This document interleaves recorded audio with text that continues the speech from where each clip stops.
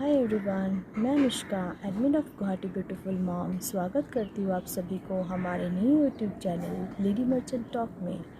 आज हम आए हैं संजीवनी हॉस्पिटल यहाँ के गायनोकोलॉजिस्ट से मिलने, डॉक्टर आशीष, और हमारे साथ है mister Aman Ghoshal. Let's begin. नमस्ते, मैं हूं अमन घोषाल। स्वागत करता हूं आप सभी का हमारे नए YouTube channel lady merchant talks में।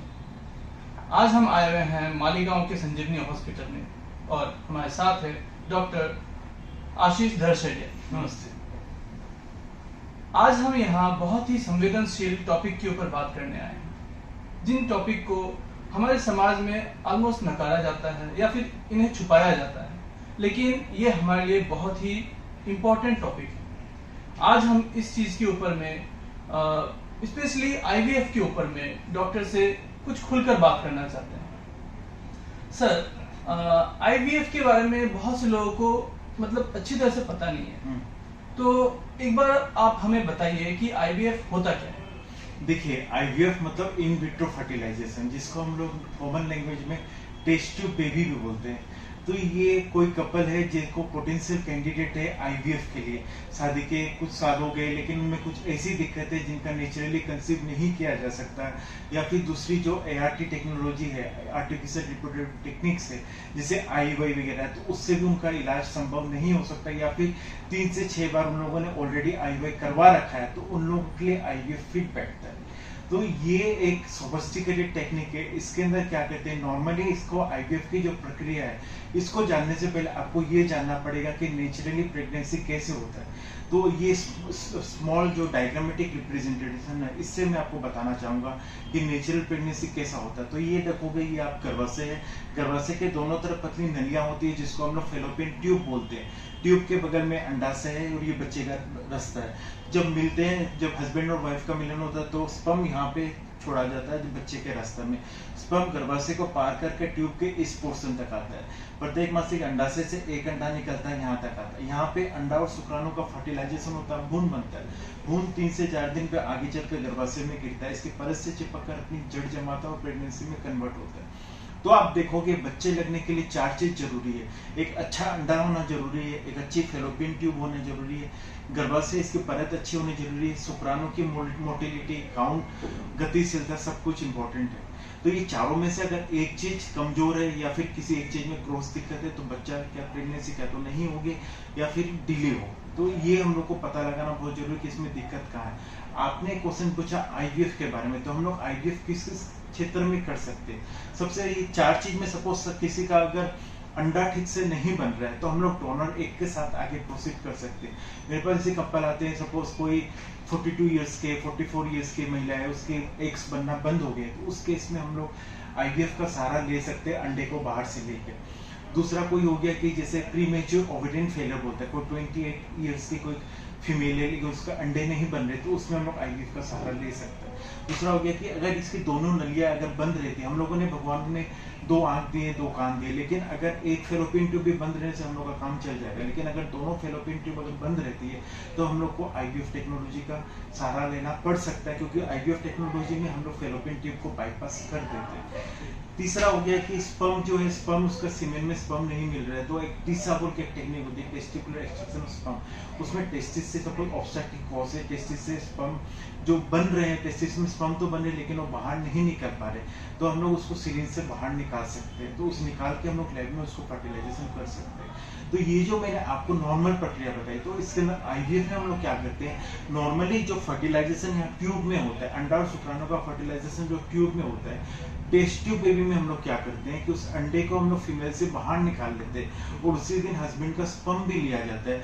उसके बाद एक टेक्निक होती है इक्सी, जैसे एक अंडे को हम लोग इस इंस्ट्रूमेंट से पकड़ के सिरिंज से इसके अंदर शुक्राणु को डाला जाता है, जिससे कि फर्टिलाइजेशन में सहायता मिलती है, तो उससे भ्रूण बनता है। तो जो अच्छे भ्रूण रहते हैं उसको एक पाइप के माध्यम से गर्भाशय में ट्रांसफर किया जाता है। तो जो नॉर्मल फर्टिलाइजेशन की प्रक्रिया जो यहाँ पे हम लोग के शरीर के अंदर हो रही थी, सेम हम लोग लैब में करते हैं, इसी को हम लोग टेस्ट ट्यूब बेबी कहते हैं। तो ये प्रोसेस तो थोड़ा मतलब लग सकता है कुछ लोगों को कि बहुत मतलब डिफिकल्ट है, टिपिकल है।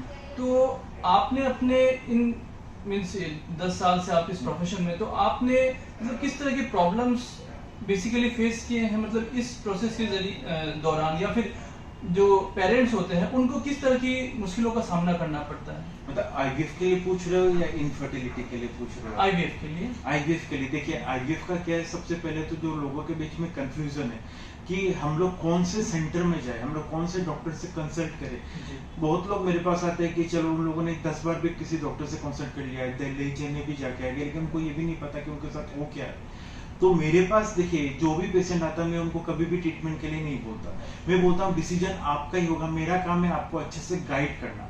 तो गाइडेंस इज वेरी इंपॉर्टेंट। मेरा काम है उनको ये बताना कि ये चारों जो मैंने आपको चीज बताया, इसमें से दिक्कत उनकी कहाँ आ रही है, कहाँ आ रही है, उनके पास क्या क्या रास्ता है, उस रास्ते में कितना टाइम लगेगा, कितना खर्च है, कितना सक्सेस रेट लगेगा, ताकि अपना रास्ता चुन सको। अब चुनने का बात ये है कि आप कौन से डॉक्टर से ट्रीटमेंट कराना चाहोगे, तो ये भी आपको डिसाइड करना पड़ेगा।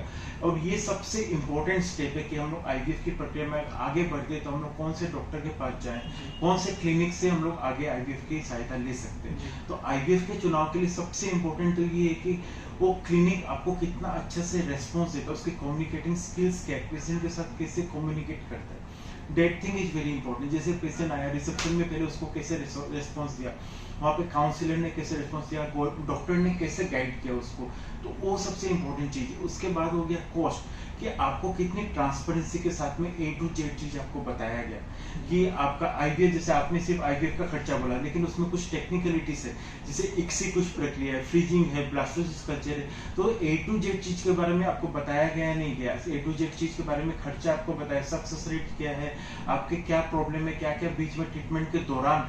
आईवीएफ एक जर्नी है, तो उस जर्नी के दौरान क्या क्या दिक्कत कहाँ कहाँ आ सकती है आपको पता होना चाहिए।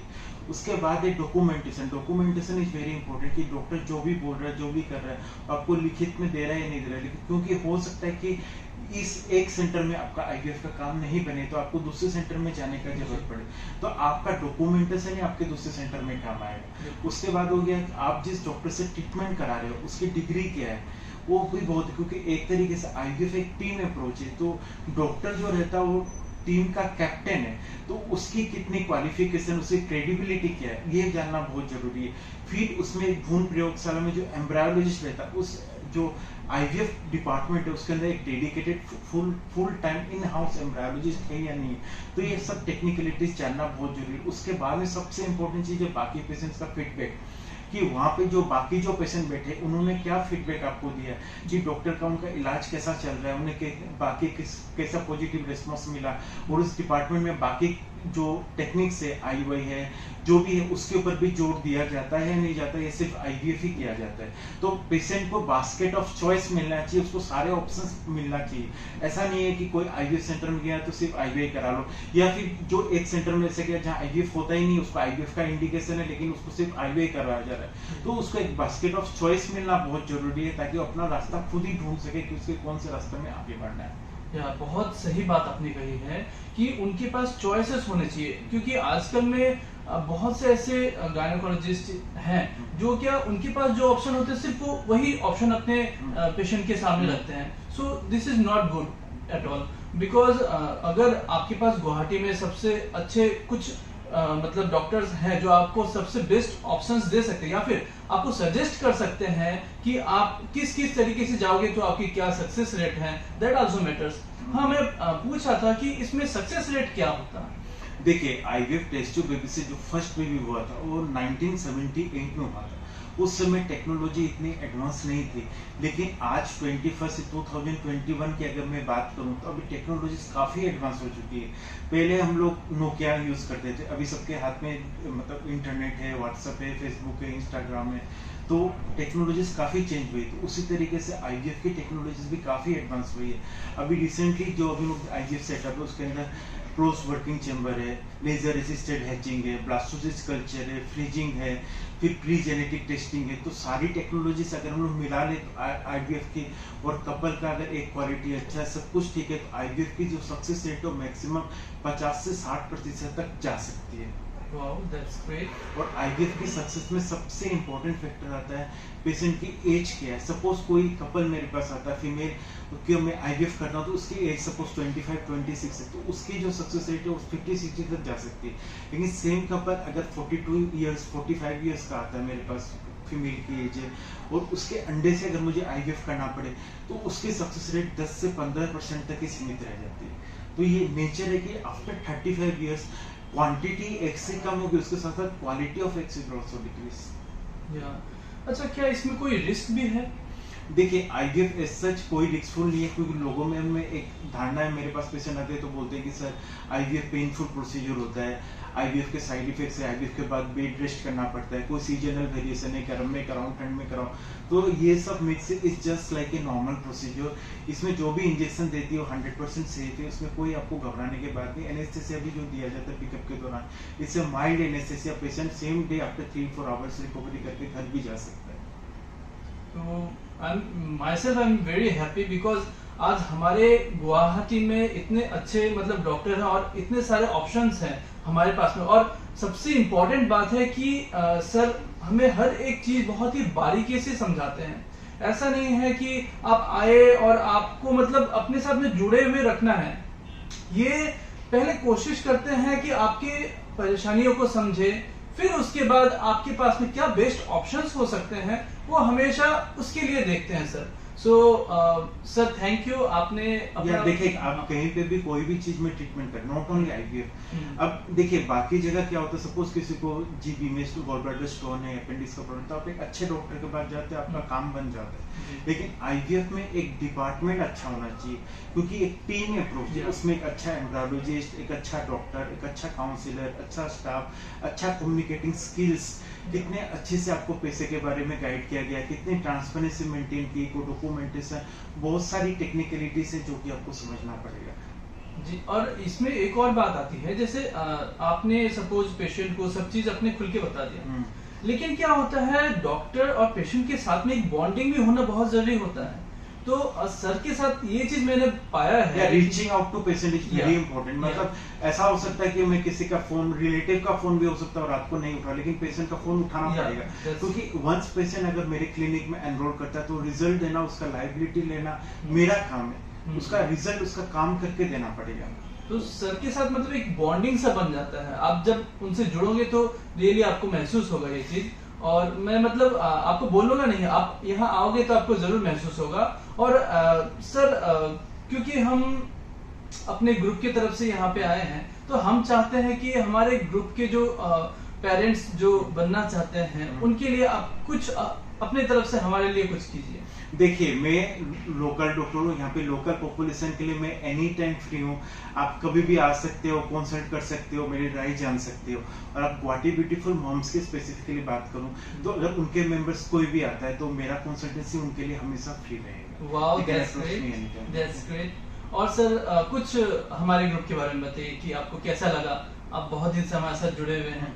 देखिए मैंने खुद देखा कि एक कोई फीमेल है जो घर पे अच्छा खाना बनाती है, कोई फीमेल है जो अच्छा पढ़ाती है, सबकी अपनी अपनी काबिलियत होती है, लेकिन उनको एक प्लेटफॉर्म मिलना चाहिए। गुवाहाटी ब्यूटीफुल मॉम्स ने उन सभी जो फीमेल्स है उनको एक प्लेटफॉर्म दिया जिससे अपनी जो कारीगरी उसको दिखा सके लोगों को और अपनी उसको ऑप्टिमली यूज कर सके। सपोज कोई अच्छा खाना बनाती है तो खाने को एक बिजनेस के तौर पे ले सके, कोई एक अच्छा ट्यूशन पढ़ाती है उसको भी एक बिजनेस के तौर पे आगे बढ़ा सके। जो अपनी स्किल्स को स्किल्स डेवलपमेंट के एक तरह से काम किया उन लोगों ने और एक प्लेटफॉर्म दिया। आज जैसे आप मेरे पास आए, मेरे साथ कम्युनिकेट किया, तो हम लोग सोसाइटी की तरफ जा रहे हैं। इसको लेके इनफर्टिलिटी जो एक सोशल स्टिग्मा बना के रखा है, हम लोग रीच आउट कर रहे हैं लोगों के पास। तो it's also very good platform कि आगे बढ़ने के लिए इसको एक इंडिविजुअल महिला के ऊपर मतलब बहुत बड़ा एक सपोर्ट है इसके ऊपर। Thank you sir. आज आपने अपने इस बिजी शेड्यूल में से बहुत ही कीमती समय हमारे लिए निकाले और ये आपका समय हमारे लिए एक इन्वेस्टमेंट की तरह काम करेगा। हमारे ग्रुप के मेंबर्स के लिए ये एक बहुत ही फ्रूटफुल होने वाला है। And thank you so much sir. और हम आशा करते हैं कि आप सभी भी इस चीज का लाभ जरूर उठाएं। Thank you.